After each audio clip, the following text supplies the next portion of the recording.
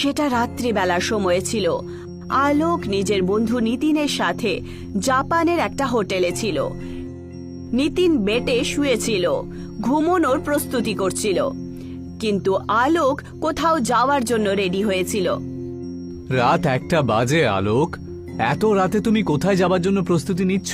আরে ধুর, কালকে এমনিতেই আমরা দুজন ইন্ডিয়াতে চলে যাব, তাই না? আর পুরো 1 সপ্তাহ আমাদের দুজনের বিজনেস ট্রিপই কেটে গেল। আরে তুই তো এমন কথা বলছিস যেন জাপানে তুই প্রথমবার এলি। হ্যাঁ, আমরা দুজনা বিজনেসের ব্যাপারে তো প্রায় জাপান এসে থাকি। সেটা আমি জানতাম যে তুই এইসব আজে বাজে কথা বলবি, সেই জন্য আমি তোকে আমার সঙ্গে যাওয়ার জন্য বলিনি। যদি আমি তোকে বলতাম তাহলে তুই মানা করে দিতিস। দেখ, এখন অনেক রাত হয়ে গেছে, তারপর এত ঠান্ডা বাইরে রয়েছে। আমার কি পাগল কুকুরে কামড়ে দিয়েছে, হ্যাঁ, যে এত রাত্রেবেলায় আমি জাপানের গলিতে ঘুরে বেড়াবো বলতো?